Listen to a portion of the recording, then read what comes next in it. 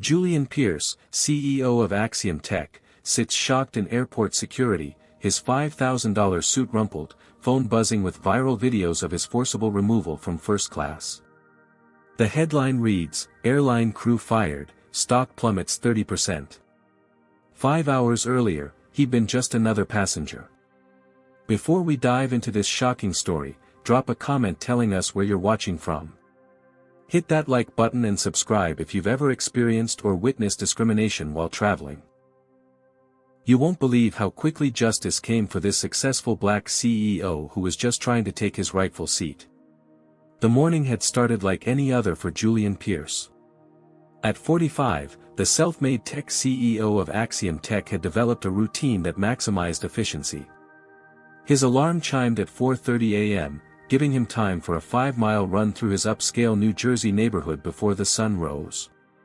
Running cleared his mind, especially today when so much was at stake. Back at his modernist home overlooking the Hudson River, Julian showered and dressed meticulously in a tailored charcoal Armani suit, crisp white shirt and his signature red tie, a pop of color that matched the Axiom logo.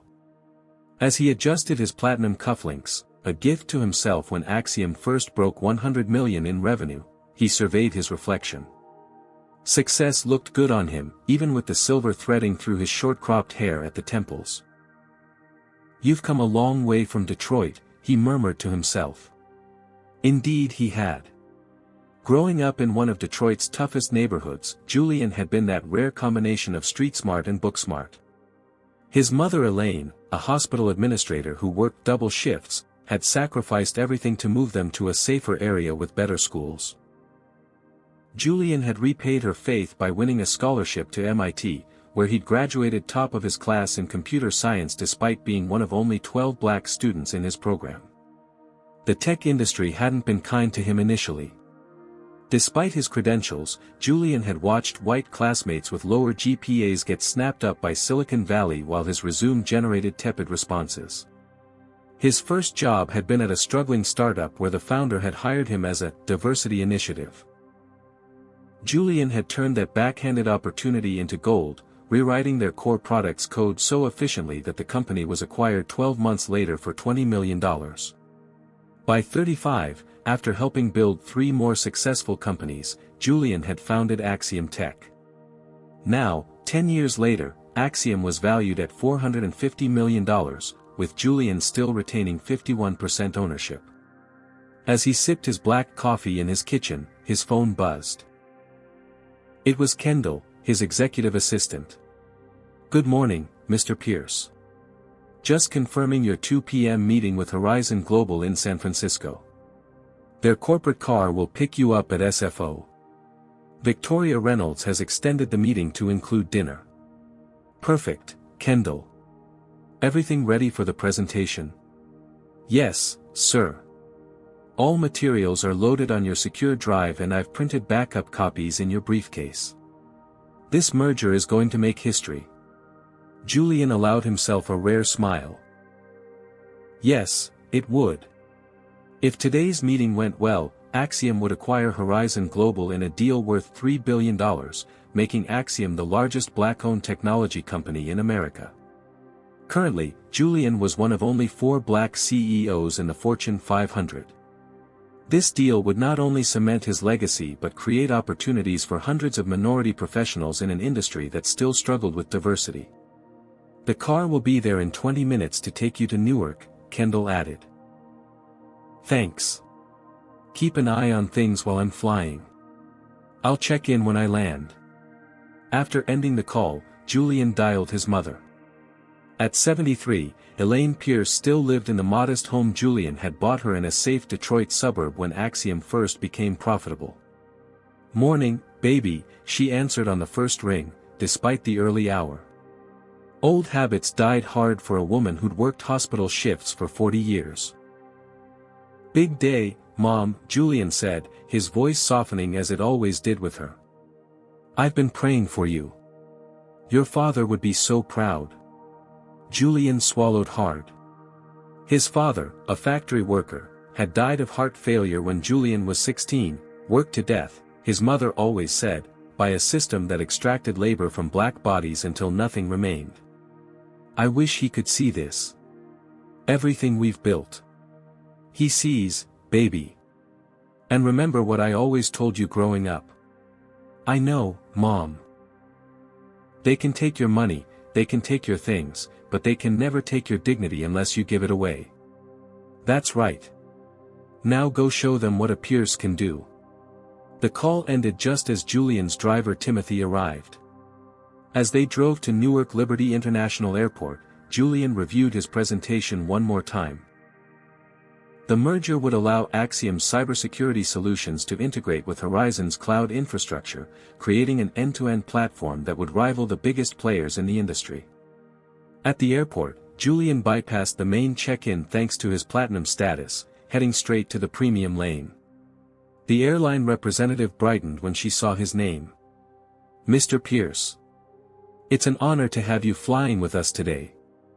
I've upgraded you to our best first-class seat, 2A. It's right by the window with extra legroom. Thank you, Julian said, accepting his boarding pass with a smile. As he moved toward security, a young black man working at the shoeshine stand recognized him. Mr. Pierce. Julian Pierce.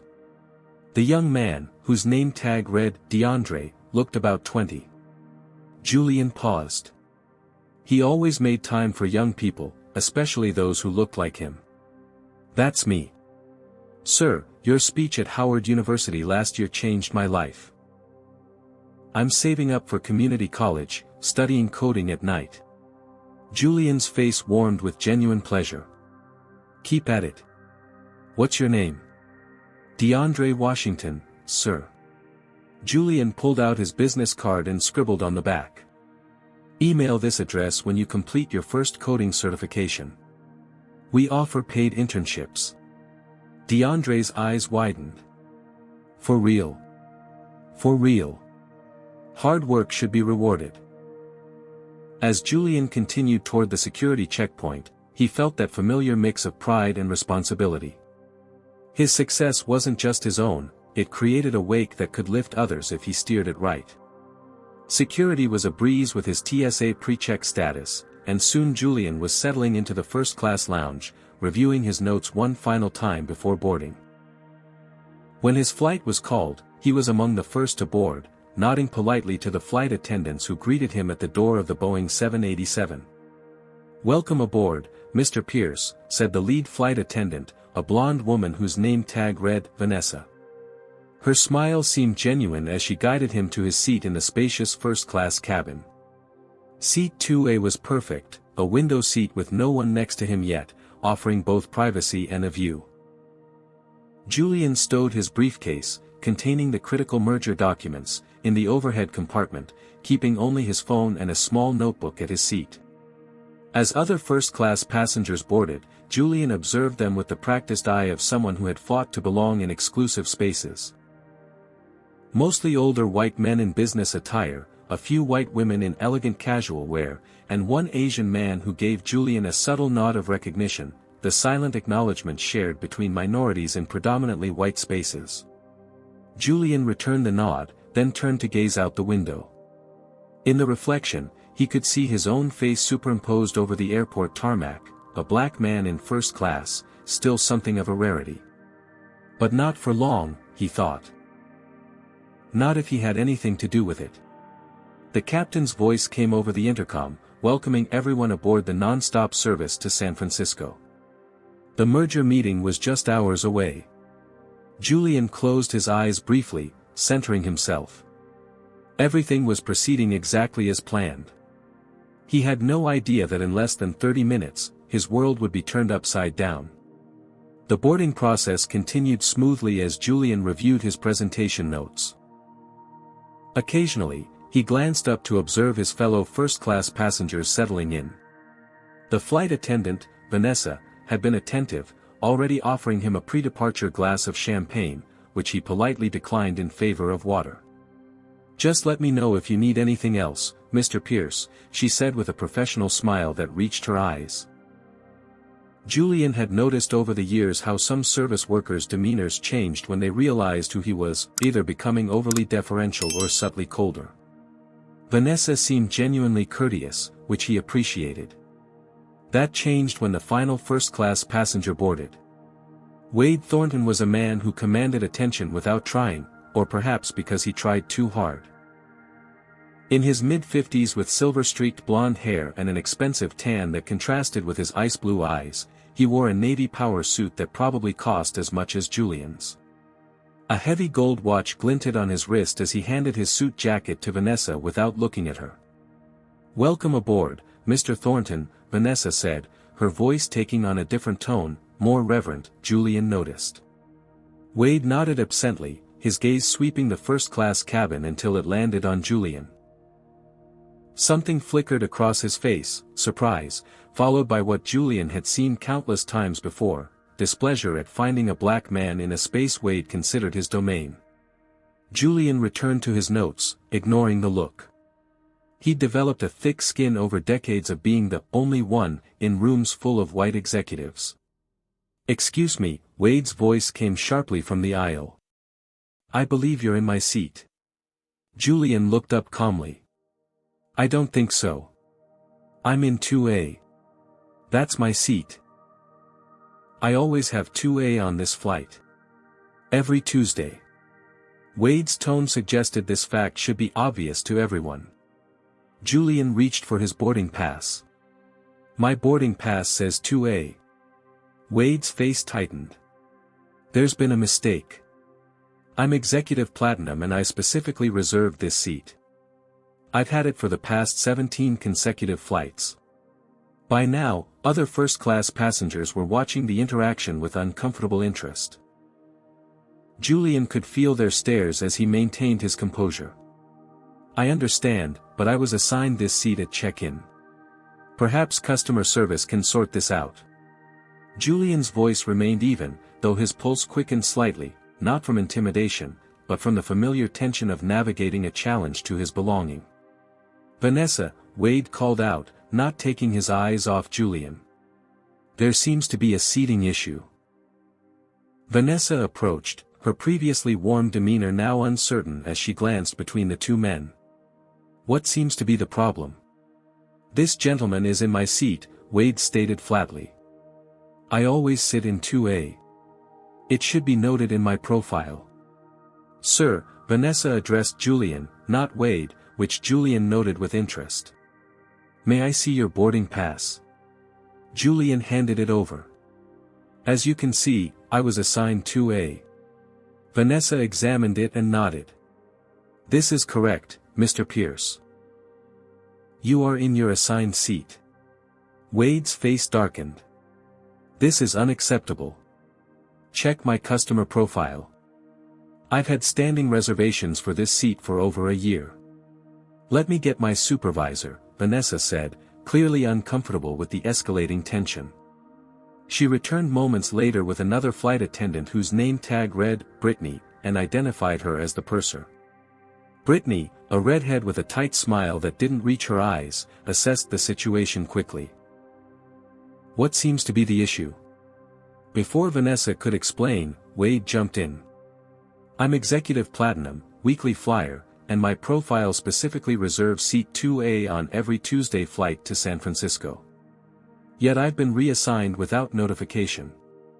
Julian noticed how Wade didn't mention him directly, speaking as if the seat were empty rather than occupied by another paying customer. Brittany turned to Julian, her expression already dismissive. "Sir, it appears there's been a mix-up. Mr. Thornton is one of our most valued customers with specific seating arrangements. I have a confirmed assignment for this seat," Julian responded calmly, gesturing to the boarding pass Vanessa still held. Brittany barely glanced at it. "These computer errors happen sometimes. I'm sure we can find you a comfortable seat elsewhere in first class." Julian raised an eyebrow, maintaining his composure though irritation flickered through him. "My boarding pass isn't a computer error. I was assigned this seat at check-in." Around them, the other first-class passengers had fallen into uncomfortable silence. Julian noticed none would meet his eye. They stared at their phones or out windows, pretending not to witness the confrontation. It was a familiar phenomenon, the collective looking away when discrimination unfolded in real time. "Sir," Brittany's voice took on an edge, "for the sake of an on-time departure, would you be willing to take seat 4C? It's still in first class." Julian noticed how Mr. Pierce had become Sir while Wade remained Mr. Thornton. These subtle shifts in respect were familiar terrain for him. "I'd prefer to stay in my assigned seat," Julian said firmly. "If there's a booking issue, perhaps Mr. Thornton would be willing to take the alternative seat you're offering." Wade scoffed. "I've had the same seat for 17 consecutive flights. It's in my customer profile. This is about respecting loyal customers." Brittany turned back to Julian, her smile now completely gone. "Sir, I'm trying to find a reasonable solution here. Mr. Thornton has status that entitles him to certain accommodations." The implication hung in the air. Julian felt a familiar heat rise in his chest, the controlled anger he'd learned to manage since childhood. As a successful black man, he knew the double standard all too well. Expressing even mild frustration would instantly transform him into the angry black man stereotype, while Wade's visible agitation was simply seen as justifiable frustration. "I have status as well," Julian replied evenly. "And a confirmed seat assignment. I'd like to see the manifest, please." Brittany's eyes narrowed slightly. "The manifest won't change the situation. We need to prepare for departure, and you're currently delaying the flight." Julian noticed how quickly the narrative had shifted. Now he, not Wade, was causing the problem. It was a familiar sleight of hand he'd encountered throughout his career. "I'm not delaying anything. I'm sitting in my assigned seat with my seatbelt fastened," Julian pointed out. "It's not reasonable to ask me to move when I have a confirmed assignment." Wade's patience visibly snapped. "This is ridiculous. I've been flying this route every Tuesday for years. Everyone knows this is my seat." "Mr. Thornton, please," Vanessa interjected, looking increasingly uncomfortable. "Let me check if we can sort this out." "There's nothing to sort out," Wade replied sharply. "Either your airline honors its commitments to loyal customers, or it doesn't." Brittany straightened her shoulders and lowered her voice. "Sir," she addressed Julian again, "I'm going to have to insist you move to accommodate Mr. Thornton. If you refuse, I'll need to call security." The threat hung in the air. Julian felt the eyes of everyone in first class on him now, their discomfort palpable. He had two choices: surrender his rightful seat to appease the situation, or stand his ground and risk escalation. In his 20-year career, Julian had learned when to pick his battles. But he'd also learned that some principles couldn't be compromised. This wasn't about a seat anymore, it was about dignity. "I understand you have a difficult situation to manage," Julian said calmly, "but I won't be moving from my assigned seat. If there's a booking issue, that's for the airline to resolve without displacing passengers who are already seated according to their confirmed assignments." Brittany's expression hardened. "Then you leave me no choice." She pulled out her phone and stepped away to make a call.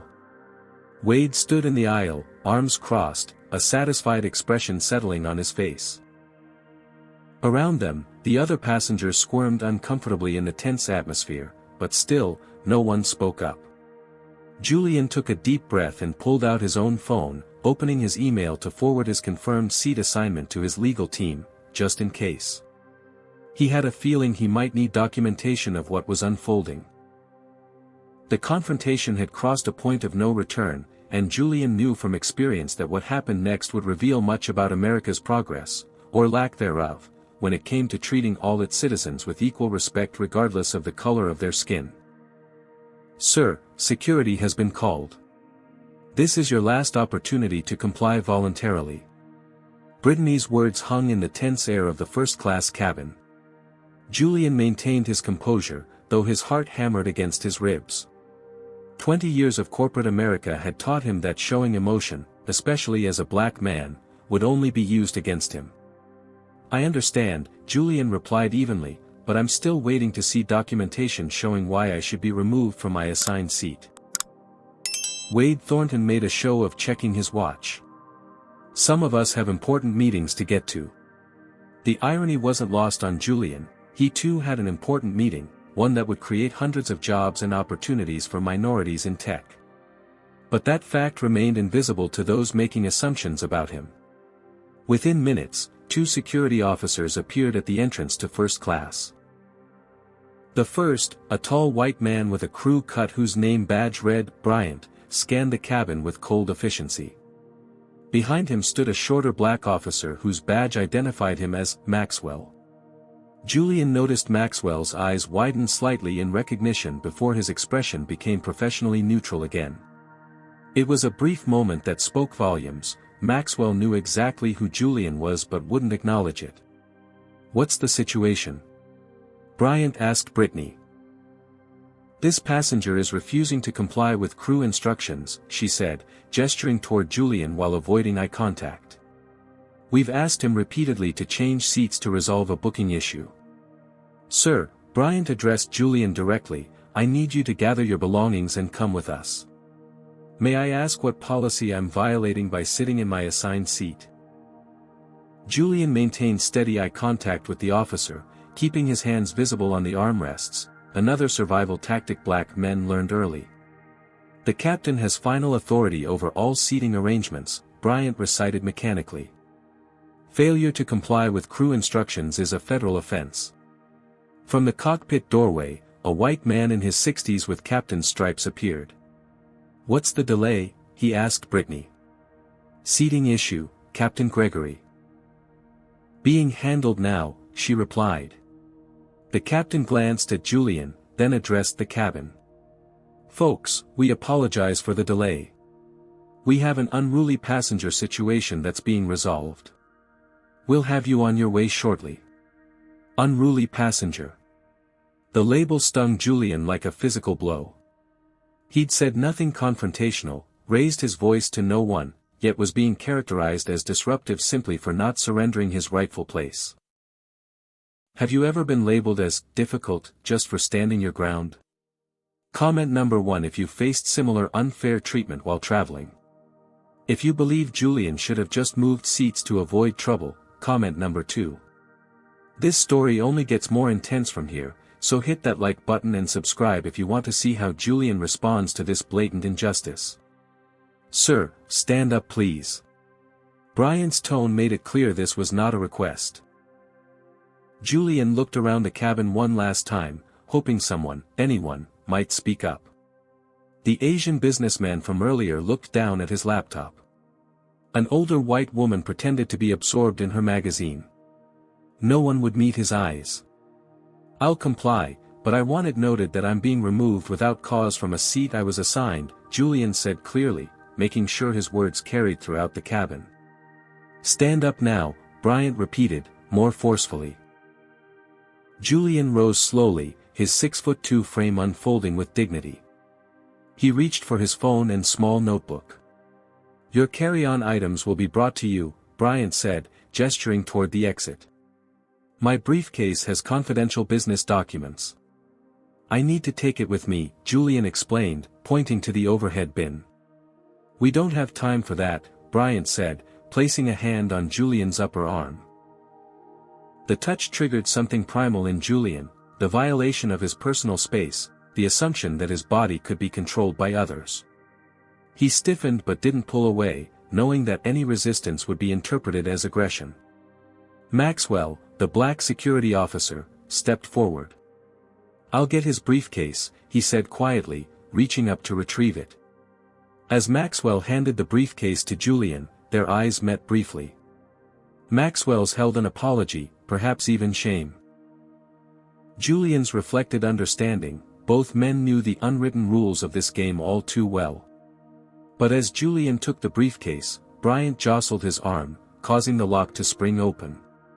Papers spilled across the aisle, confidential merger documents, financial projections, strategy plans, scattered at the feet of first-class passengers. "My documents." Julian instinctively bent to gather them. Leave them, Bryant ordered, tightening his grip on Julian's arm. The diamond-encrusted Patek Philippe watch on Julian's wrist, a gift to himself when Axiom went public, scraped painfully against the handrest, leaving a visible scratch on its face. As Julian was forcibly guided toward the exit, he noticed a young white woman in row 5 surreptitiously recording the incident on her phone. Their eyes met briefly, and she gave him a small nod. Wade Thornton was already settling into seat 2A, removing Julian's water glass and placing it on the flight attendant's tray with a look of distaste. The walk through the plane became Julian's personal Via Dolorosa. Every eye was on him, the successful black man being marched out like a criminal. In economy, where the demographics were more diverse, he saw expressions of recognition, shock, and anger on the faces of black passengers who clearly knew who he was. "Isn't that Julian Pierce?" he heard someone whisper. "The Axiom guy? Why are they removing him?" By the time they reached the jet bridge, Julian's pristine Armani suit was rumpled, his dignity assaulted, his merger documents haphazardly stuffed back into his briefcase by Maxwell, who had gathered them while Bryant maintained his grip on Julian's arm. At the gate, a flustered airline supervisor waited. "Mr. Pierce, we sincerely apologize for the inconvenience," she began, clearly having been informed of his identity after the fact. "Inconvenience?" Julian finally allowed his voice to rise slightly. "I was forcibly removed from my assigned seat to accommodate another passenger, publicly humiliated, and physically handled. That's not an inconvenience, that's discrimination."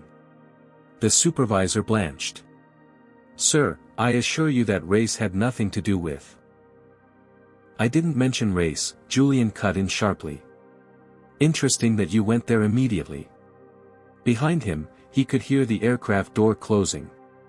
Through the window, he watched as flight attendant Brittany helped Wade get comfortable in his seat, offering him a fresh glass of champagne with a smile that hadn't been extended to Julian. "Your personal items," the gate agent said, handing Julian a plastic bag containing his phone charger and reading glasses that had been in the seatback pocket. Julian took the bag, suddenly feeling the weight of what had happened. Despite his wealth, his success, his education, none of it had protected him from being seen as less deserving than a white man who wanted his seat. As the plane pushed back from the gate without him, Julian stood alone, watching his chance to make history with the Horizon merger taxiing away.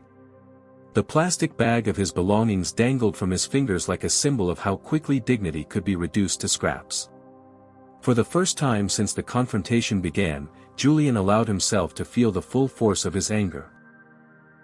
Not just for himself, but for every black person who had ever been told, explicitly or implicitly, that their rightful place could be taken from them at any moment. This wasn't over. Not by a long shot. What would you do if you were in Julian's position? Have you ever witnessed someone being discriminated against and felt powerless to help?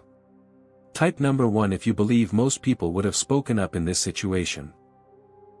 Type number 2 if you think fear of getting involved keeps most people silent. Let's continue this story and see how Julian turns this humiliation into a powerful movement for change. Julian Pierce sat alone in the airport's premium lounge, a space he'd visited countless times yet now felt foreign. His normally immaculate appearance was disheveled, tie loosened, suit wrinkled from the security officer's handling. The scratch on his watch caught the light, a physical reminder of the morning's events. The lounge attendant had recognized him immediately. "Mr. Pierce. We heard what happened. Please, anything you need is on us today." Julian had nodded silently, accepting a coffee he didn't touch. What he needed couldn't be provided by the airline's hasty attempts at damage control. His phone hadn't stopped buzzing since he'd been escorted off the plane. The first call came from Lawrence Washington, his VP of operations, wondering why Julian's flight tracking app showed the plane departing without him. "Julian? What's going on? The San Francisco team is waiting on confirmation of your arrival time." Julian cleared his throat, fighting to keep his voice steady. "There was an incident. I was removed from the flight." "Removed? What are you talking about?" As Julian recounted the events, Lawrence's shocked expletives punctuated the story. At 52, Lawrence had been in corporate America even longer than Julian and had experienced his share of discrimination. "This is outrageous. Did anyone record it?" A passenger was filming. "I don't know if, check Twitter," Lawrence interrupted. "Now." Julian pulled up the app and froze. Hashtag Justice for Julian was already trending, with over 20,000 tweets in the past hour. The video, taken by the young woman in row 5, Olivia Chen according to her profile, had been viewed over 100,000 times and was climbing rapidly. The footage was damning. It clearly showed Julian calmly stating he was in his assigned seat, Brittany's dismissive attitude, and Bryant's unnecessarily rough handling. Most tellingly, it captured Wade Thornton's smug expression as he settled into the disputed seat while Julian was marched away. "My God," Julian whispered. "The internet is on fire," Lawrence confirmed. "Media outlets are picking it up. What do you want us to do?" Julian's strategic mind clicked into gear. "Reschedule with Horizon. See if Victoria can do a video call instead, or push to tomorrow. I need to book another flight. Already on it. Do you want me to issue a statement?" Julian considered this carefully. "No. Not yet. I need to think about how we respond." As he ended the call, an airline representative approached his table. Her name badge identified her as Helen, Customer Relations Manager. "Mr. Pierce," she began, her voice dripping with practiced sympathy, "on behalf of the airline, I want to extend our sincere apologies for the misunderstanding this morning." "Misunderstanding?" Julian repeated, his tone dangerously quiet. Helen seemed not to notice the warning in his voice. "As a gesture of goodwill, I'm authorized to offer you a $300 travel voucher and rebooking on our next flight to San Francisco." Julian stared at her, momentarily speechless. They had publicly humiliated one of the country's most successful black executives, potentially jeopardized a billion-dollar merger, and thought $300 would make it disappear. "Ms. Helen," he said finally, "do you know what my hourly consulting rate is?" She blinked, caught off guard. "No, sir. $25,000. That's what companies pay for an hour of my expertise.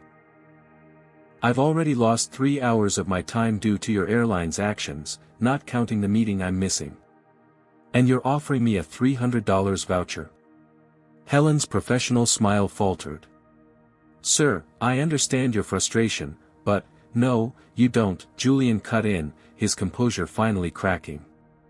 "You don't understand what it's like to be treated as less than human because of your skin color. You don't understand what it's like to achieve everything society tells you to achieve, only to be reminded that to some people, you'll always be someone who doesn't belong in first class." A few heads turned in the lounge, but Julian no longer cared who heard him. "Your airline didn't have a misunderstanding. Your staff made assumptions based on race, violated your own policies, used security to enforce those violations, and now you're trying to buy my silence with pocket change." Helen's face had gone pale. "Sir, I assure you race had nothing to do with, save it," Julian said, rising to his feet. "Your $300 voucher is an insult. You can tell your superiors that Julian Pierce won't be bought off or silenced." As Helen retreated, a woman approached from a nearby table. She was Asian American, around 40, dressed in a sharp suit that marked her as a fellow professional. "Mr. Pierce. I'm Amanda Chen, civil rights attorney. I witnessed what happened at the gate." She extended her hand and a business card. "What they did was textbook discrimination, and I'd be happy to discuss your options." Julian accepted her card, noting the prestigious law firm name embossed on heavy stock. "Thank you, Ms. Chen. I've been following your career for years," she continued. "What you've built at Axiom is remarkable. Don't let them sweep this under the rug." As Amanda returned to her table, Julian's phone rang again. This time it was a number he didn't recognize. "Mr. Pierce. This is Alyssa Martinez from CNN. We'd like to get your statement about the incident on Flight 1372 this morning. Julian ended the call without answering. Within seconds, another came in, MSNBC. Then Fox Business. The story was exploding. His personal phone rang next. It was his mother. Julian, Julian Pierce's voice was tight with controlled fury. I just saw the video. Are you alright? Despite everything, Julian smiled slightly. Even at 45, his mother's first concern was always his well-being. I'm fine, Mom. No, you're not, she said firmly. I raised you to know when you're being mistreated. But I also raised you to remember who you are. I know, Mom. Dignity always. That's right. They can take your seat, but they can't take your dignity unless you let them. What are you going to do about this? It was the same question she'd asked when he'd been passed over for promotions, when investors had questioned his capabilities, when neighbors had called the police because a black man was entering his own luxury building. I'm going to fight, Julian said, his resolve hardening. Not just for me. That's my son, Elaine replied. Call me when you land in San Francisco. Julian ended the call and opened his laptop. He booked a first-class ticket on a competing airline, departing in 2 hours. Then he opened his email and forwarded the viral video to Axiom's legal team with a simple message: prepare for battle.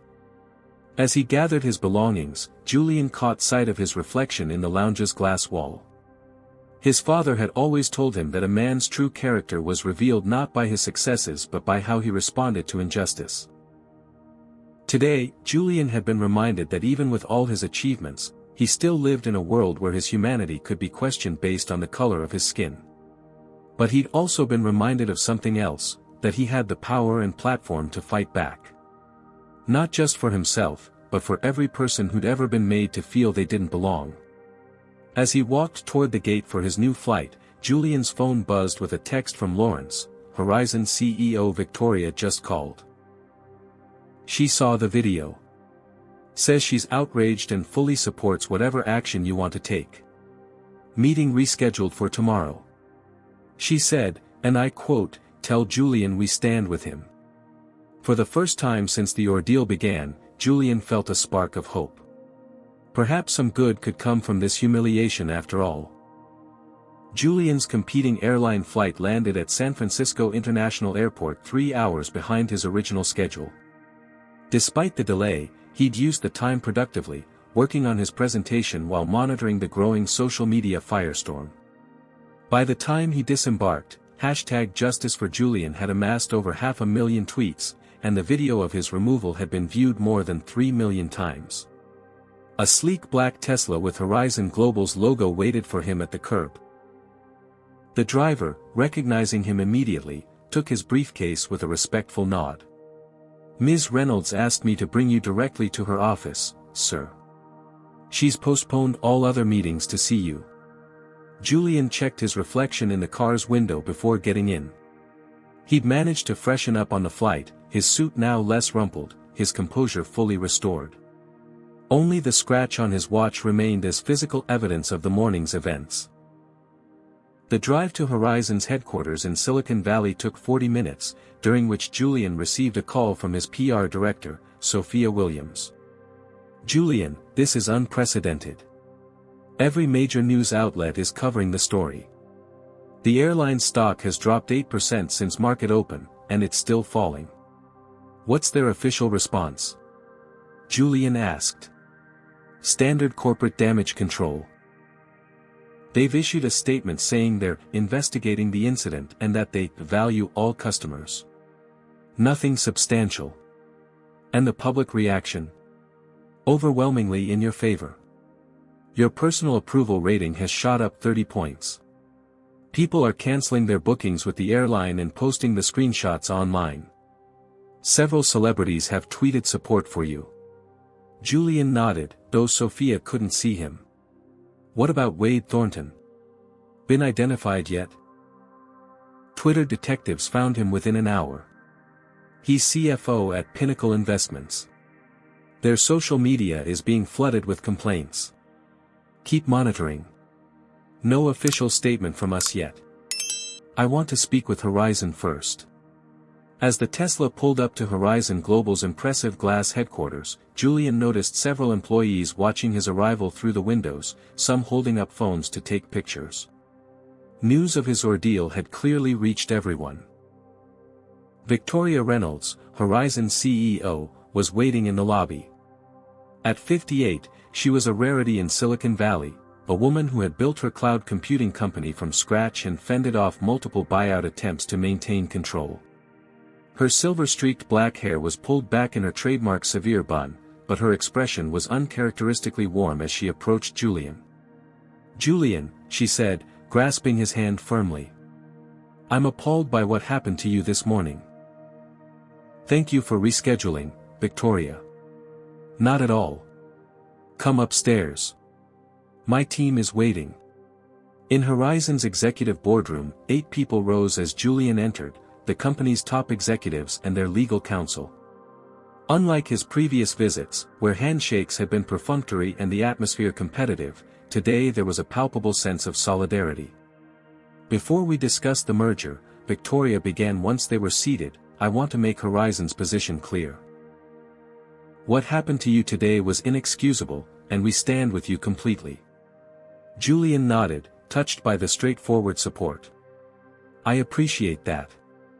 As a woman in tech, I've faced my share of discrimination," Victoria continued. "Nothing like what you experienced today, but enough to understand that these aren't isolated incidents, they're symptoms of systemic problems." Marcus Chen, Horizon's chief legal officer, spoke up. "Julian, off the record, are you planning legal action against the airline?" "I'm considering all options," Julian replied carefully. "Whatever you decide, Horizon supports you," Victoria stated firmly. "Now, shall we discuss our future partnership? I believe it's more important than ever." For the next 2 hours, they reviewed the merger details.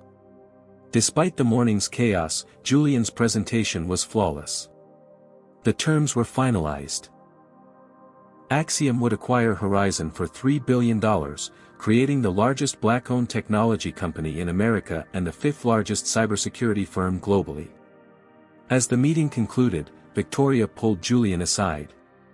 "The news about the airline is getting worse by the hour. Have you seen?" She handed him her tablet, open to a financial news site. The headline read, "Airline stock plummets as #Boycott Airways trends worldwide." The article detailed how the airline stock had now dropped 17%, wiping billions off its market valuation as the boycott gained momentum. Celebrities from Beyoncé to George Clooney had shared the video, condemning the airline and pledging never to fly with them again. "This is moving faster than I anticipated," Julian admitted. "Corporate America is finally learning that discrimination has a price tag," Victoria said. "Speaking of which, I've instructed our travel department to cancel all contracts with that airline. Horizon spends about $12 million annually on corporate travel, they'll feel it." Julian's phone buzzed with an incoming call from Kendall, his assistant. "Mr. Pierce, the airline's CEO's office has called 3 times in the past hour. He's eager to speak with you personally." Julian smiled grimly. "I bet he is. Also, their chief diversity officer sent over a settlement offer. $2 million and a public apology, in exchange for your signature on a confidentiality agreement." Julian's jaw tightened. "Tell them I'm not interested in confidential settlements. This isn't about money." "Understood, sir. One more thing, there's been a leak. Someone at the airline shared internal communications about the incident. Well, you should see for yourself." Within minutes, the documents appeared in Julian's email. They contained text messages between Brittany, the head flight attendant, and Captain Gregory before takeoff, "Got a situation in 2A. Black packs refusing to move for Thornton. Again. These people always make a scene. Security coming. Should be quick. Julian showed the messages to Victoria, whose expression hardened. This removes all doubt. They need to be held accountable. By the time Julian left Horizon's offices, news networks were running wall-to-wall coverage of the incident. A financial analyst on CNBC was discussing the airline's tanking stock price. This could be the most expensive seat reassignment in aviation history. We're talking potentially hundreds of millions in market value lost. CNN had identified Wade Thornton, showing his corporate headshot alongside footage of him taking Julian's seat. A statement from Pinnacle Investments scrolled across the bottom of the screen: "We are investigating the incident involving our CFO. Pinnacle is committed to diversity and inclusion, and we take these matters seriously." Julian's phone rang again, Lawrence with an update from New York. "You won't believe this. 3 competing airlines have reached out offering you lifetime premium status. Delta's CEO personally called to say they'd like you to be the face of their new Respect Matters campaign." "Not interested in becoming a corporate mascot," Julian replied. "Figured you'd say that." "Oh, and Wade Thornton?" "Pinnacle just announced he's taking up leave of absence pending investigation." The internet found complaints from 2 flight attendants of color who said he'd made racist remarks on previous flights. As Julian's driver navigated toward his San Francisco hotel, a new email arrived from Amanda Chen, the civil rights attorney he'd met at the airport. "Mr. Pierce, after witnessing what happened today and reviewing the leaked communications, I'm more convinced than ever that you have a landmark discrimination case. This could set important precedent for how airlines, and corporations generally, handle racial bias. I've taken the liberty of drafting a preliminary brief. Would you be interested in discussing?" Julian forwarded the email to his legal team with instructions to set up a meeting. This was no longer just about one incident or one airline, it was about using his platform to effect real change. At the hotel, the manager was waiting in the lobby to personally escort him to a complimentary upgraded suite. "We stand with you, Mr. Pierce," she said quietly as they walked to the elevator. In his suite, Julian finally allowed himself a moment of quiet reflection. The day had been a roller coaster of humiliation, anger, solidarity, and strategic planning. His merger was secure, his company would make history, and the airline that had discriminated against him was facing serious consequences. But none of that erased the fundamental injustice of what had happened. No amount of corporate apologies or stock price drops could change the fact that, for a few crucial moments that morning, he had been reduced to his skin color, seen not as Julian Pierce, CEO, but simply as a black man who could be displaced for a white passenger's convenience. His mother's words echoed in his mind, "Dignity always." What had happened to him happened to countless others every day, people without his resources, platform, or power to fight back. His resolve hardened. This wasn't over. Not by a long shot. The San Francisco morning dawned clear and bright, a stark contrast to the storm brewing in the corporate world. Julian had slept surprisingly well, his years of high-pressure business decisions having taught him to compartmentalize stress. He completed his usual 5-mile run, this time along the Embarcadero with views of the Bay Bridge, before returning to his hotel to prepare for what would be a pivotal day. At precisely 9 a.m., Amanda Chen arrived at his suite for their scheduled meeting. The civil rights attorney was even more impressive in formal settings, sharp, focused, and clearly prepared.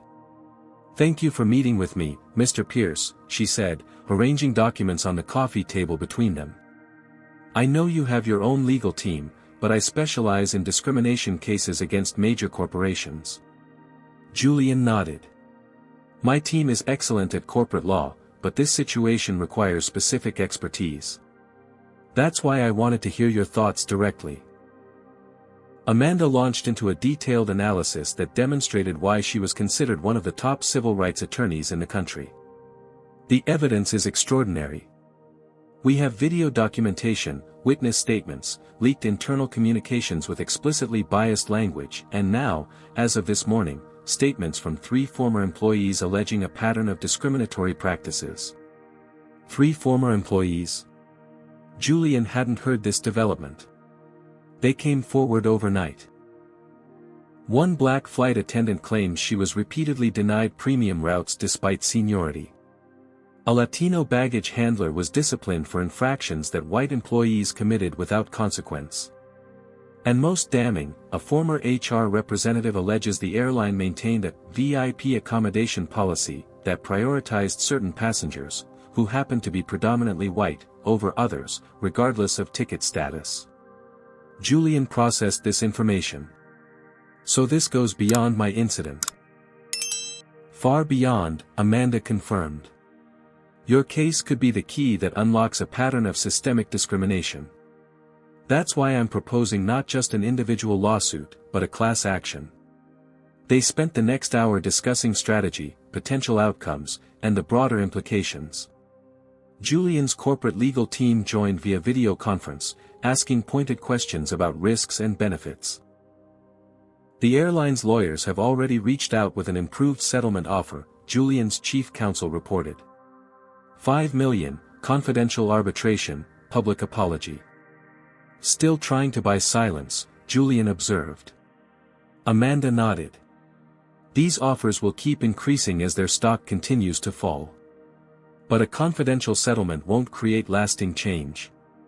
By the meeting's end, Julian had made his decision.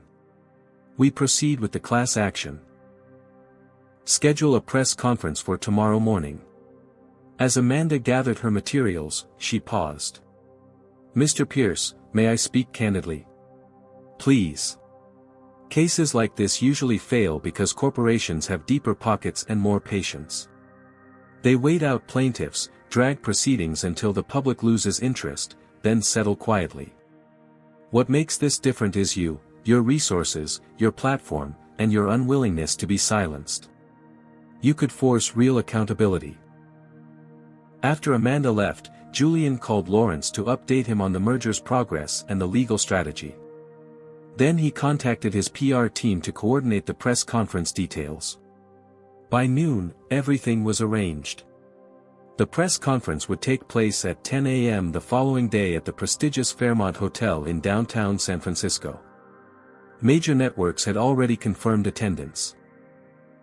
As Julian was reviewing his statement, his phone rang with a call from the airline's chief diversity officer, Dr. Elaine Jackson. Mr. Pierce, she began, her voice carefully modulated, I wanted to personally express our deepest regrets about your experience. Thank you, Dr. Jackson, Julian replied neutrally. Our CEO, Mr. Warren, would like to meet with you privately to discuss resolution. We're prepared to make this right, whatever that takes. Julian considered his response carefully. I appreciate the outreach, Dr. Jackson, but at this point, any discussions will need to include my legal team and address not just my experience, but the apparently systemic issues at your airline. There was a pause before she continued, her tone shifting slightly. Mr. Pierce, we're genuinely committed to improving. But a protracted legal battle serves no one. Surely we can find a solution that acknowledges your mistreatment while allowing us to implement meaningful changes internally. I disagree, Julian said firmly. Public accountability is essential for meaningful change. I'll see your CEO at tomorrow's press conference.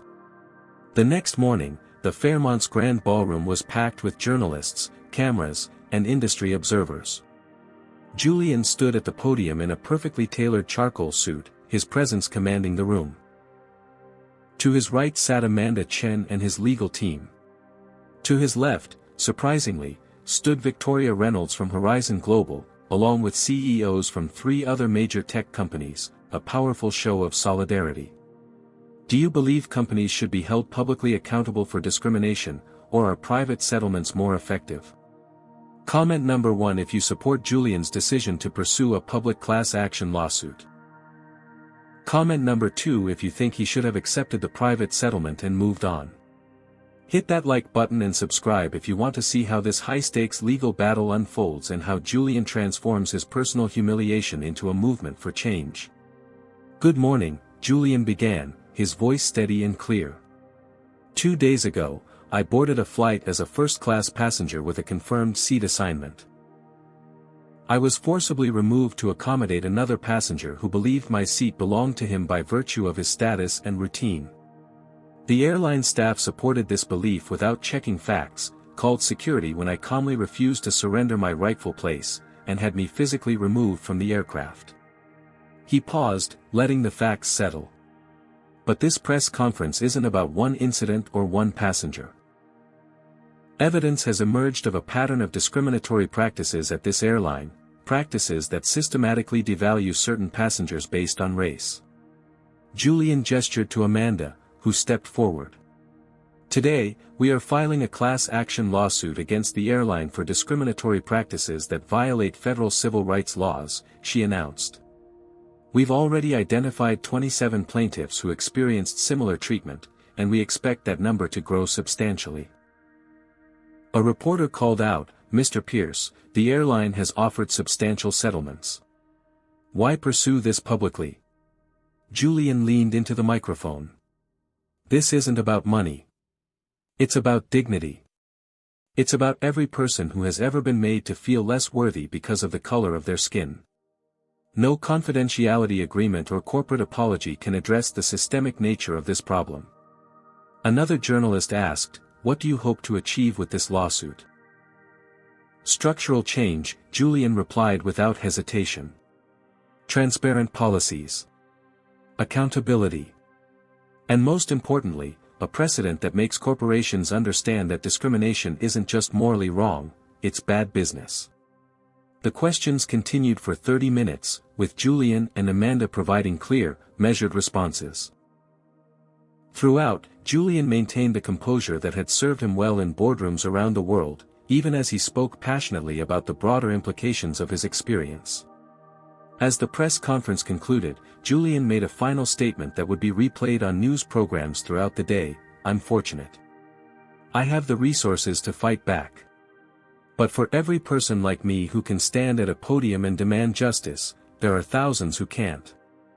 This lawsuit is for them." The impact was immediate and far-reaching. Within hours, a coalition of business leaders announced their support for Julian's action.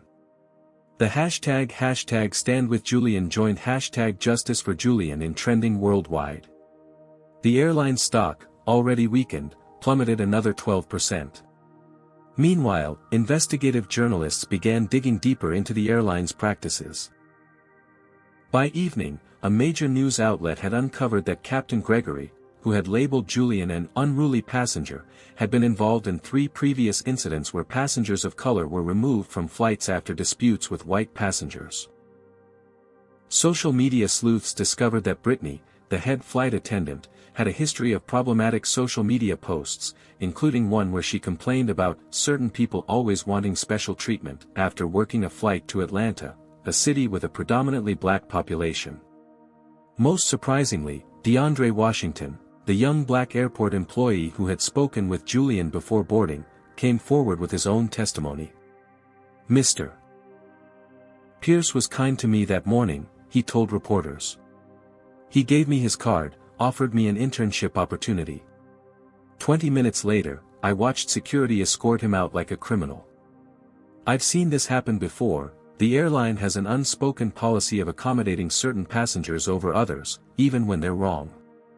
The airline's desperate attempts to contain the situation continued. Their CEO, Richard Warren, issued a video statement promising a complete review of policies and mandatory sensitivity training. But it was too little, too late. The damage to their reputation was severe and deepening. Wade Thornton's troubles were mounting as well. After being placed on leave by Pinnacle Investments, additional complaints from colleagues emerged alleging a pattern of discriminatory behavior. His company issued a statement distancing themselves further. "The actions of Mr.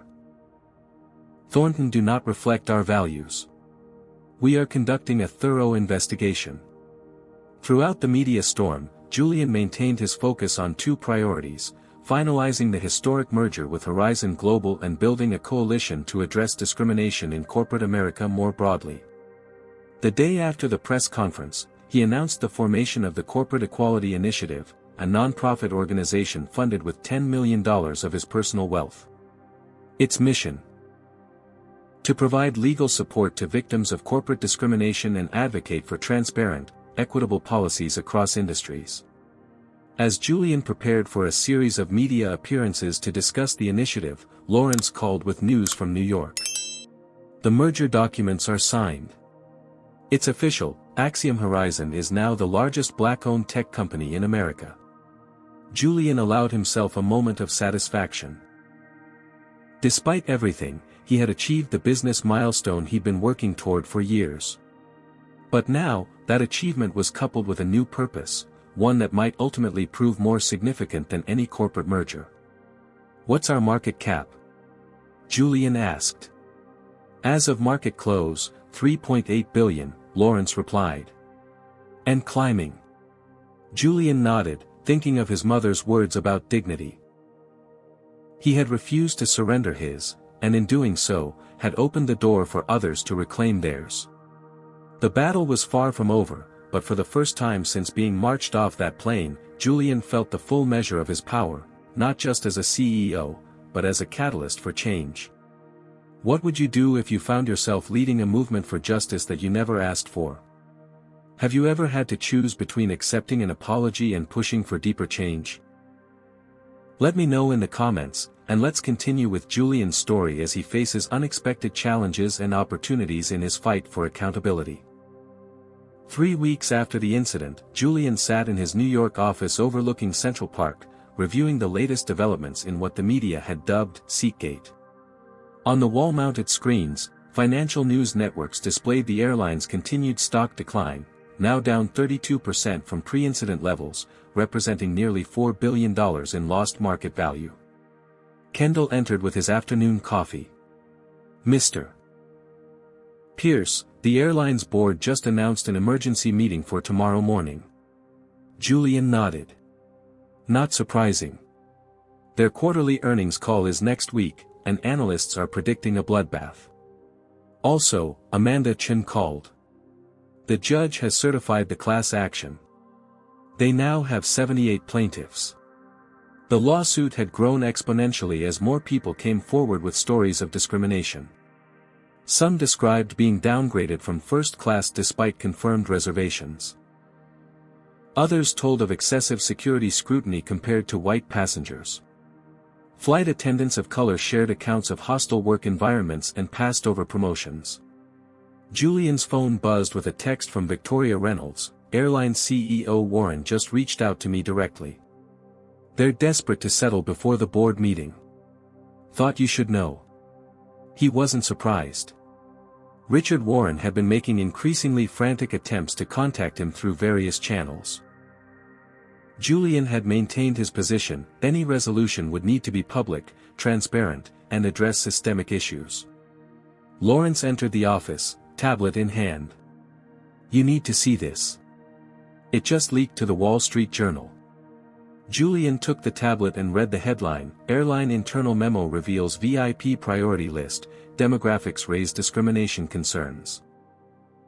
The article detailed an internal airline document that ranked passengers for preferential treatment during conflicts or overbookings. The criteria heavily favored long-standing customers who were predominantly white, male, and over 50, passengers like Wade Thornton. "This confirms everything," Julian said quietly. "They had a system that inherently disadvantaged minorities and women, then pretended my removal was about computer errors and misunderstandings." Lawrence nodded grimly. "The DOT investigation is ramping up too. They've requested 5 years of passenger complaint data sorted by demographic information." By evening, the story had exploded further. Former airline employees were coming forward with additional evidence of systematic discrimination. Social media was flooded with #BoycottAirways posts from passengers canceling upcoming flights and cutting up loyalty cards. At 9 p.m., Julian received a call from Amanda Chen. The airline's legal team just reached out. They want an emergency meeting tomorrow before their board convenes. They're prepared to discuss substantial policy changes and appropriate compensation for all plaintiffs. "They're feeling the pressure," Julian observed. "Absolutely. But here's what's interesting," they specifically mentioned wanting to discuss leadership changes with you. I think they're planning to clean house. Julian considered this development. Set up the meeting. I'll fly to Chicago tonight. The following morning, in a conference room at Chicago's O'Hare Airport, neutral territory, Julian faced the airline's legal team and Richard Warren himself. The CEO looked like he hadn't slept in days, his normally impeccable appearance now haggard. "Mr. Pierce," Warren began, "thank you for agreeing to this meeting. We want to resolve this situation in a way that acknowledges the gravity of what occurred and implements meaningful changes." Julian remained silent, waiting. Warren continued, visibly uncomfortable. "As a show of our commitment, I can announce that the entire flight crew involved in your incident has been terminated, effective immediately." "That's treating the symptom, not the disease," Julian replied evenly. "Those employees were operating within a culture that you created and maintained." Warren flinched but pressed on. "We're prepared to offer a comprehensive settlement package to all plaintiffs, revise our seating policies with input from civil rights experts, implement mandatory bias training for all staff, and create a passenger bill of rights." Amanda Chen, sitting beside Julian, spoke up. "And who would oversee these changes? The same leadership that allowed discriminatory practices to flourish?" Warren hesitated, then revealed the real purpose of the meeting. "Our board is meeting in 3 hours. They've suggested that new leadership might be appropriate. Before they make any decisions, we wanted to know what arrangement might satisfy your concerns." Julian understood the subtext immediately. Warren was trying to save his job by offering Julian whatever he wanted. "True accountability starts at the top," Julian said firmly. "Your entire executive team was aware of these practices and either actively encouraged them or willfully ignored them. Any meaningful resolution must include leadership changes." Warren's face fell. "I've dedicated 27 years to this airline. And in those 27 years, you've fostered a culture where people like me are seen as less deserving of dignity and respect," Julian replied, his voice level but intense. "That legacy can't be erased with training videos and policy tweaks." The meeting ended with no resolution, but Julian had made his position clear. 3 hours later, as he boarded his private flight back to New York, news alerts lit up his phone: airline CEO and senior executives ousted by board in wake of discrimination scandal. The board's statement was unambiguous: "After careful consideration of recent events and revelations about our company culture and practices, we have determined that new leadership is essential to rebuild trust and ensure all customers are treated with dignity and respect." The entire executive team was gone: Warren, the COO, the head of customer experience, and notably, the chief diversity officer who had tried to broker a private settlement with Julian. The airline stock briefly rallied on the news before continuing its downward trajectory as more damaging information emerged. The Department of Transportation announced a formal investigation into potential violations of civil rights laws. The Department of Justice was reportedly considering its own inquiry. Days later, Julian received a surprising email from Maxwell Johnson, the black security officer who had been present during his removal. Maxwell had resigned from his position and was requesting a meeting. They met at Julian's office the following afternoon. Maxwell, now in civilian clothes rather than a uniform, seemed both nervous and relieved. "I've wanted to apologize since it happened," he began. "I recognized you immediately, but I froze. I was afraid of losing my job if I spoke up."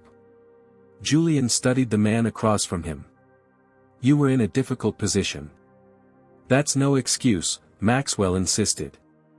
"I've replayed that morning in my mind 1,000 times, thinking about what I should have done differently. When I saw Captain Gregory's name in the news for previous incidents, I wasn't surprised. There's been a pattern for years, but nobody with power ever challenged it." "Until now," Julian said quietly. Maxwell nodded. "That's why I'm here. I've documented other incidents I witnessed, dates, names, patterns. I've already spoken with Ms. Chen for the lawsuit, but I wanted you to know, your stand that day has changed things. People are speaking up now who were afraid before. As Maxwell shared his experiences, Julian was reminded again that his individual humiliation had exposed a much larger system of injustice, one that affected countless people without his resources or platform. Meanwhile, the airline's troubles continued to mount. A class action lawsuit from shareholders alleged that executives had concealed discriminatory practices that posed material risks to the company. Major corporate clients, including Julian's Axiom Horizon, announced they would no longer use the airline for business travel, a devastating blow to their most profitable market segment. Wade Thornton, the passenger who had taken Julian's seat, was officially terminated by Pinnacle Investments after their internal investigation concluded he had violated company ethics policies. In a statement that didn't mention Julian by name, Pinnacle announced zero tolerance for behaviors that demean or discriminate against any individual. Flight attendant Brittany Marshall attempted damage control with a tearful interview on a morning show, claiming she never meant to discriminate and was just following protocol. The interview backfired when viewers pointed out that she never actually apologized and seemed more concerned about her own reputation than the harm caused. Captain Gregory remained silent, but investigative reporting revealed he had been the subject of multiple internal complaints that had been systematically buried by management. 6 weeks after the incident, the airline's board made another major announcement. They had appointed Gabrielle Winston, a highly respected black female executive from the hotel industry, as the new CEO. Her first public statement was both acknowledgement and promise. This airline lost its way by forgetting a fundamental truth: every passenger deserves equal dignity and respect. Under my leadership, we will rebuild from the ground up, with transparency, accountability, and inclusion as our guiding principles. We have a long journey ahead to regain trust, but that journey begins today. The appointment was widely praised as more than symbolic. Winston had a proven track record of transforming corporate cultures. Julian issued a carefully worded statement supporting the decision while emphasizing that structural changes, not just personnel changes, were necessary. That evening, as Julian reviewed the day's developments with his team, Lawrence raised the question they'd all been considering. The airline's offering a clean slate with new leadership. Their stock has been punished. The crew that mistreated you is gone. Is there a point where we say, mission accomplished, and move on? Julian considered the question seriously. He had never been interested in destroying the airline, only in holding it accountable and forcing meaningful change. Had that goal been achieved? Let's see what Winston proposes, he finally said. If her changes are substantive rather than cosmetic, we can discuss modifying our position. As the meeting concluded, Julian received a message from his mother. She had sent a photo of him from high school, gangly, serious, wearing an oversized suit at a debate competition. Beneath it, she'd written, "Always knew you'd change things. Just didn't know it would be the whole damn airline industry. Proud of you, baby." Julian smiled at the message, thinking about how far he'd come from that earnest teenager, and how, in some fundamental ways, he hadn't changed at all. He still believed in speaking up, in standing his ground, in the power of dignity. The airline was facing its reckoning. But the larger fight against systemic discrimination was far from over. 2 months after the incident, Julian sat alone in his Manhattan penthouse, watching rain streak across the floor-to-ceiling windows. Despite the luxury surrounding him, the custom furniture, the original artwork, the panoramic views of the city, he felt a heaviness that material success couldn't lighten. His phone lay on the coffee table, screen dark after he'd silenced yet another call from an unknown number. The calls had been coming with increasing frequency, some from media outlets still hungry for interviews, others from strangers with hateful messages. Julian's security team had intercepted 3 credible death threats in the past week alone. His social media accounts, once focused on technology innovation and business strategy, were now flooded with both passionate support and vicious racist attacks.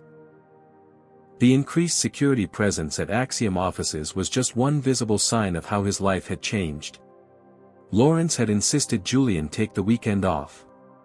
"You've been going non-stop for 8 weeks, his VP had argued. The merger integration is on track. The lawsuit is proceeding. Take 48 hours for yourself. But solitude had only made Julian more aware of the toll recent events had taken. He hadn't had a full night's sleep since the incident. His morning runs, once a source of clarity and energy, now required security personnel. Even simple pleasures like dining out had become complicated by public recognition and the uncomfortable feeling of being watched. His doorbell rang, interrupting his thoughts. The security system showed his mother in the private elevator, making her weekly visit from Detroit. Julian smiled despite his mood. Elaine Pierce was the one person he never had to perform for, the one who saw through his carefully maintained composure. "You look terrible," she announced as she entered, setting down her purse and immediately moving to the kitchen to prepare tea, a ritual unchanged since his childhood. "Hello to you too, Mom," Julian replied with a weary smile. "Don't mom me. You've lost weight.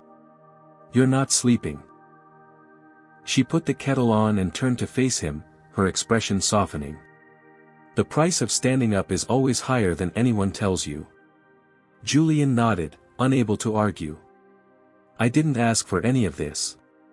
"No one ever asks to become a symbol," Elaine said, her voice gentle but firm. "Your great-grandfather didn't ask to be the first black man to vote in his county after Reconstruction. Your grandmother didn't ask to be the test case for integrating the department store in 1963. But when the moment finds you, you either stand or you don't." The kettle whistled, and she prepared 2 cups of tea, adding honey to Julian's the way she had since he was a child. They moved to the living room, sitting side by side on the sofa with the rain-streaked city beyond them. "I keep thinking about Maxwell," Julian said after a while. "The security officer?" Julian nodded. "He called me last night. Said he can't sleep either, keeps replaying that day, wondering if he could have prevented it." "Guilt's a heavy burden," Elaine observed. "I told him I don't blame him. He was caught in the same system, just trying to keep his job." "Do you blame him?" Elaine asked directly. Julian considered the question. "I understand why he didn't speak up. But understanding isn't the same as absolution." They sat in comfortable silence, sipping tea and watching the rain. Finally, Elaine spoke again. "You remember what your father used to say about carrying other people's burdens?" Julian smiled faintly. "That a strong man lifts others, but knows which weights aren't his to bear. You can't carry Maxwell's guilt. Or the airline's shame. Or the weight of every injustice in this country. Your only responsibility is to do right as you see it." After his mother left, Julian found himself restless. He pulled out his phone and dialed a number he'd been avoiding. "Mr. Pierce," Amanda Chen answered immediately. "I was going to call you tomorrow about the new settlement offer." "I'm not calling about the lawsuit," Julian clarified. "I've been thinking about the other victims, the ones who've come forward. How are they doing?" There was a pause before Amanda answered. "It varies. Some are energized by finally being heard. Others are struggling with the publicity, the backlash. A few have received threats similar to yours. Are we providing them support? Security if needed? Counseling? The legal fund covers some expenses, but it's limited," Amanda admitted. "Expand it," Julian said decisively. "Whatever they need, security, therapy, temporary relocation if necessary. Send me the cost estimates tomorrow." After ending the call, Julian felt something he hadn't in weeks, a sense of purpose beyond his own case. These people had stood up alongside him, often with far more to lose and far fewer resources to protect themselves. Around midnight, his phone rang again, a number he didn't recognize. Usually, he would let it go to voicemail, but something made him answer. Julian Pierce. "Mr. Pierce, it's Maxwell Johnson. I'm sorry to call so late." Julian sat up straighter. "Is everything all right?" No, Maxwell's voice was strained. I've been getting threats since I testified. Someone followed my daughter home from school today. I don't know who else to call." Without hesitation, Julian replied, "Text me your address. I'm sending security to you now, and will arrange safe transportation for your family tomorrow." After making the necessary calls to his head of security, Julian found himself too wired to sleep. He went to his home office and began drafting plans for a more comprehensive support system for witnesses and plaintiffs, not just in his case, but in similar situations nationwide. As dawn broke over Manhattan, Julian's phone rang again. This time it was Lawrence. "You need to see this," his VP said without preamble. Brittany Marshall, the flight attendant, reached out through her lawyer. "She wants to meet privately. Says she has information that could change everything about the case." Julian frowned. "What kind of information?" "She wouldn't say specifically. Only that the discrimination went deeper than we know, and she's had an awakening since being fired." "Could be a trap," Julian mused. "Or a ploy to generate sympathy. That's what I thought.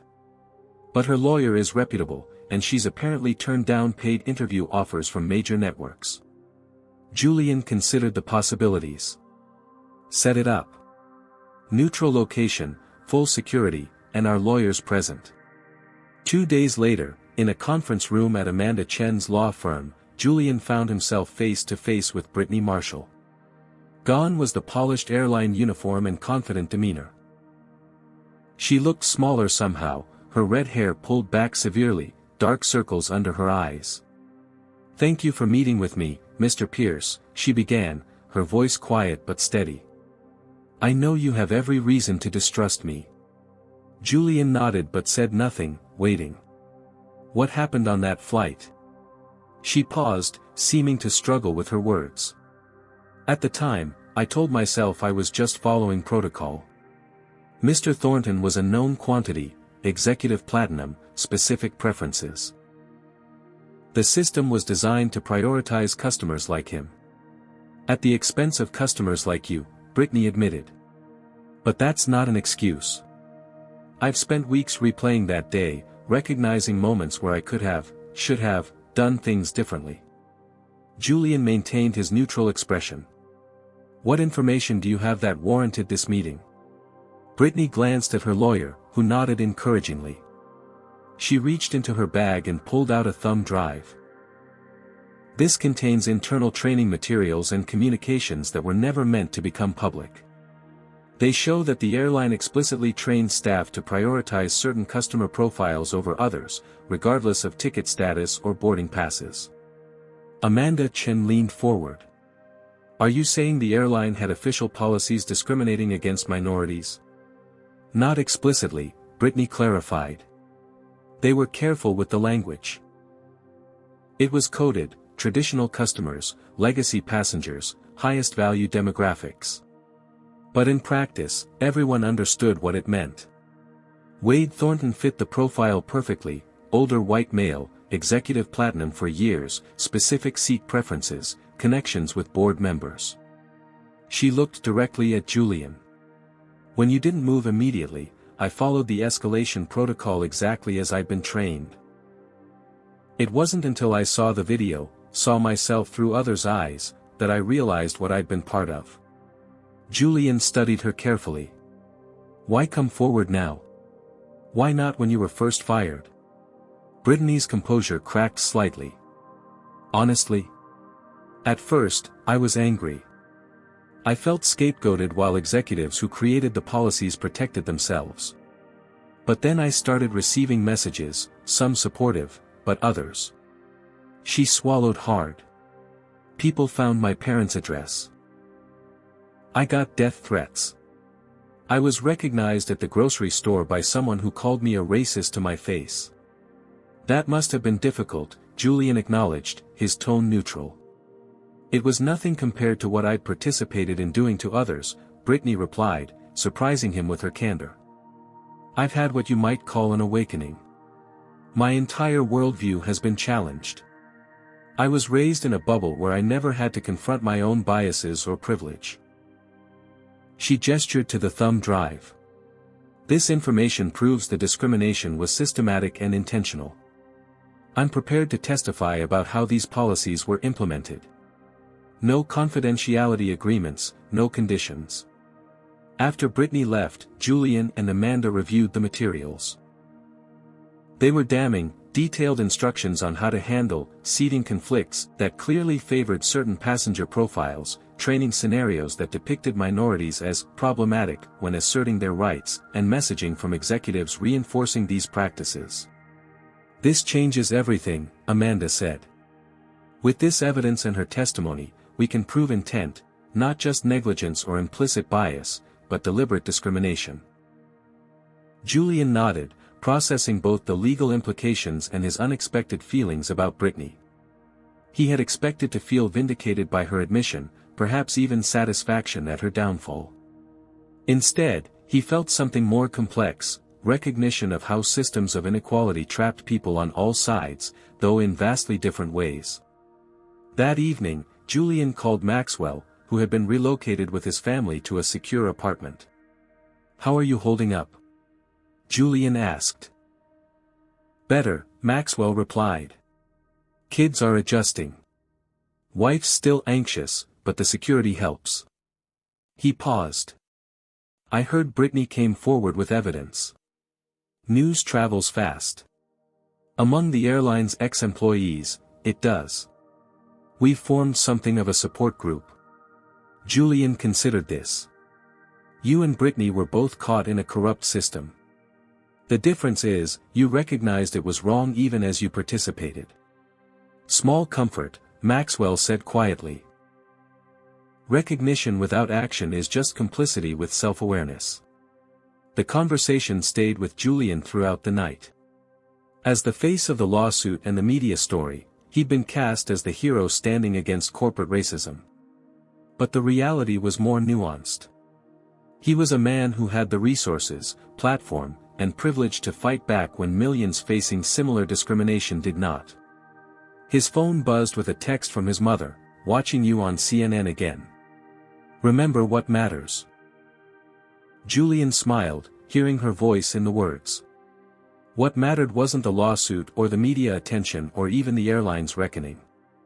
What mattered was using this moment to create lasting change, for the flight attendants of color who'd been passed over for promotions, for people like Maxwell who felt forced to participate in systems they recognized as wrong, even for people like Brittany who were beginning to recognize their own complicity.